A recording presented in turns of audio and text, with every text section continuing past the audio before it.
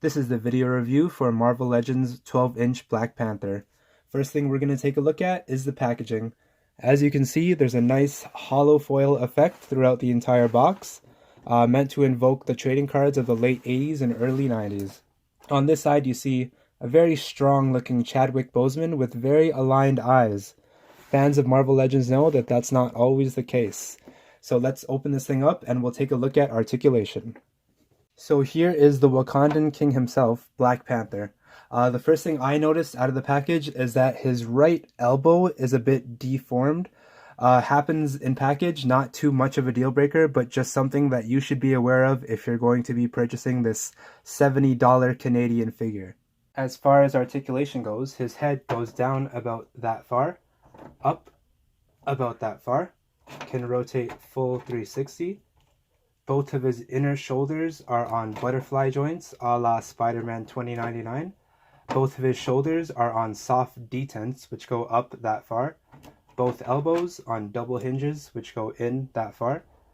Both wrists, full 360 as well as hinge down, hinge up. His diaphragm joint has a very loud ratchet. It can go full 360 though. Can go up about that far, down not so much. His ab crunch goes back farther than any human should possibly be able to go, forward just a little bit. Both hip joints, that's his full extent of his splits. They go up about that far, back about that far, but it breaks up the sculpt here. He has full 360 in his thighs, double jointed knees, which go up about that far. He has a boot cut, which goes full 360. His ankle joints go up about that far, down fairly far, as well as a very much missed toe joint. I miss you, Toy Biz. He also comes with a few accessories, 2 fists, no paint on them except for the silver on the thumbs, 2 holding things hands, and a spear. As you can see, the spear is already in the hand. Again, no paint except for the fingernails and the gold on the spear. Not sure why they went with a very short, I guess, nub of a spear. Maybe it was unsafe for kids, or maybe that's how it looks like in the movie. I'm not sure. And the last accessory is a Chadwick Boseman head. Doesn't really look too much like Chadwick Boseman, but it's not the worst either. Here it is next to the 1/12 scale Marvel Legends Black Panther Chadwick Boseman head. As you can see, the skin tones are a little bit off, but for the most part, they're pretty similar. To change them, he has a ball joint on his head. All you gotta do is pop it off, pop the Chadwick Boseman head right on.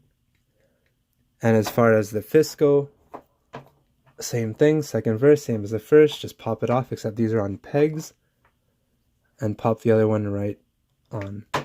Fairly easy.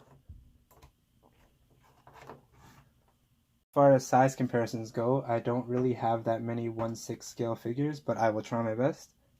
Here he is next to Marvel Legends Toy Biz Build-A-Figure Sentinel. Here he is next to Marvel Legends Build-A-Figure Toy Biz Galactus. Here he is next to 3A's 1/6 scale Popbot. And now for some toys that people probably actually own. Here he is next to Marvel Legends Build-A-Figure Rhino. Here's Transformers Power of the Primes Optimus Prime Leader Class. Here is the 1/12 scale Marvel Legends Black Panther from the movie. Here is Toy Biz 1/12 scale Black Panther. And here's Hasbro's comic Black Panther. Overall, this guy is a nice representation of the Black Panther from the Marvel Cinematic Universe. All the other 1/6 scale Marvel Legends figures are all comic based, so I'm not sure where he would fit in. If you don't mind mixing and matching, like I don't, definitely pick him up. I would say wait until he's on sale, because most 1/6 scale Marvel Legends tend to go on sale. Definitely not worth the $70 Canadian that he goes for retail. Thanks for watching.